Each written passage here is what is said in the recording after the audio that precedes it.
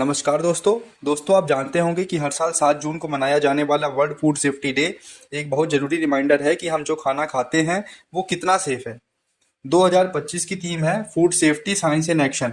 यानी अब खाना सिर्फ टेस्ट या पैकेजिंग से नहीं बल्कि साइंटिफिक एनालिसिस से जज किया जाएगा कि उसमें कितने केमिकल रेसिड्यूज हैं और कितने एडिटिव्स हैं या फिर कोई कॉन्टेमिनेशन है या नहीं। तो इस दिन को यूनाइटेड नेशंस ने शुरू किया था 2019 में, ताकि दुनिया भर में अवेयरनेस फैलाया जा सके कि खाने से रिलेटेड कितनी बीमारियां हो सकती हैं, उनको कैसे रोका जाए, उनकी पहचान किया कैसे जाए और उनको कंट्रोल में कैसे लाया जाए। तो WHO और FAO जैसे ग्लोबल हेल्थ ऑर्गेनाइजेशन जो भी हैं, तो वो इसका सपोर्ट करते हैं ताकि हर देश अपनी फूड सेफ्टी को स्ट्रॉन्ग बना सके। दोस्तों, भारत की शुरुआत फूड एडल्ट्रेशन को लेकर बहुत बेसिक तरीके से हुई थी। 1954 के कानून में खाना या तो मिलावटी हुआ करता था या तो फिर साफ हुआ करता था। ये नहीं देखा जाता था कि कोई कॉन्टेमिनेशन जो कि प्रेजेंट है वो किस क्वांटिटी में प्रेजेंट है।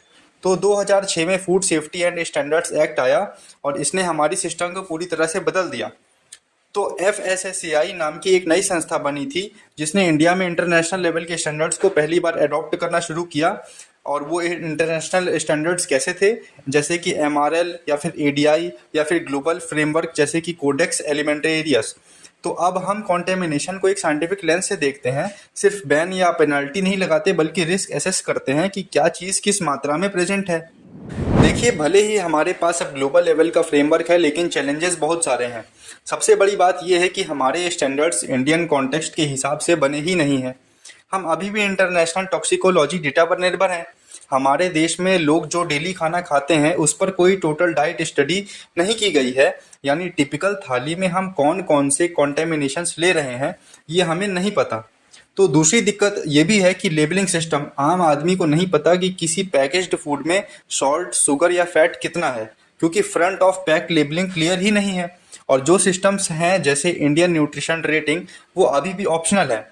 और सबसे चिंता की बात यह है कि बहुत सारे स्ट्रीट फूड वेंडर्स जो कि होते हैं वो छोटे मैन्युफैक्चरर्स रेगुलेटरी फ्रेमवर्क में आते ही नहीं हैं। जैसे भी हाइजीन मेंटेन कर पा रहे हैं वो कर रहे हैं, ना ही कोई रजिस्ट्रेशन है और ना ही कोई ट्रेनिंग और ना ही कोई अवेयरनेस। दोस्तों, आज के एड्स बच्चों और पेरेंट्स को जिस तरह से इन्फ्लुएंस करते हैं वो बहुत खतरनाक है। मार्केट में जो HFSS प्रोडक्ट होते हैं, मतलब जिनमें हाई फैट, शुगर और सॉल्ट होता है, उन्हें एनर्जी ड्रिंक और ग्रोथ बूस्टर या हेल्थ वाला स्नैक बनाकर प्रमोट कर दिया जाता है। बड़े बड़े सेलिब्रिटीज इन एड्स में दिखते हैं जिससे पब्लिक को लगता है कि ये प्रोडक्ट जेन्युइन है। लेकिन सुप्रीम कोर्ट तक ने इसे आर्टिकल 21 राइट टू लाइफ का वायलेशन माना है, क्योंकि ये डायरेक्टली लोगों की हेल्थ को हार्म कर रहे हैं। FSSAI के पास ऐसे मिसलीडिंग एड्स के खिलाफ तुरंत कार्रवाई करने की पावर अभी नहीं है। कंज्यूमर कंफ्यूजन, हेल्थ क्लेम्स और ब्रांडिंग के बीच आम आदमी इसी तरह से फंस जाता है। तो दोस्तों, जब हम बात करते हैं इंडिया में फूड कितना सेफ है तो पिक्चर बहुत मिक्स्ड है। कुछ स्टेट जैसे कि केरला, तमिलनाडु और गुजरात बहुत अच्छा कर रहे हैं, जहां फूड टेस्टिंग, हाइजीन नॉर्म्स और इन्फोर्समेंट काफ़ी मजबूत है। लेकिन जब हम बात करते हैं पूरे देश की तो करीब 55% लोग हेल्थी डाइट अफोर्ड ही नहीं कर पाते। और हम अभी भी दुनिया में इसीलिए सबसे ज़्यादा अंडर नरिश्ड पॉपुलेशन वाले देशों में से एक हैं। तो ग्लोबल फूड सिक्योरिटी इंडेक्स में इंडिया का रैंक 68 है और ये साफ बताता है कि खाना सिर्फ उपलब्ध होना काफ़ी नहीं है, वो न्यूट्रिशनली एडिक्वेट भी होना चाहिए और सेफ भी होना चाहिए।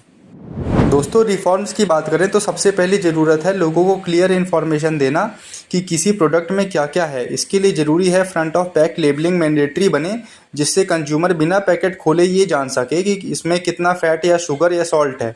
तो HFSS फूड की अब तक क्लियर लीगल डेफिनेशन नहीं है और जब तक वो नहीं बनेगी तब तक स्कूल, कैंटीन्स, हॉस्पिटल और पब्लिक एरियाज़ में इन्फोर्समेंट नामुमकिन है।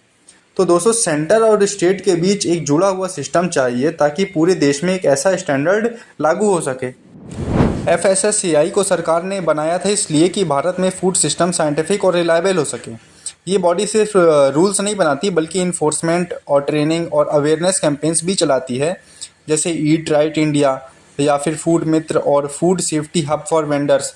तो इन कैंपेन से छोटे बिजनेस ओनर्स को भी समझ में आता है कि हाइजीन मेंटेन करना कितना ज़रूरी है। साथ ही साथ ऑनलाइन सिस्टम जैसे कि फॉस्कॉस से कॉम्प्लायंस मॉनिटर किया जाता है ताकि लाइसेंस लेना और उनको रिन्यूअल करना आसान बने।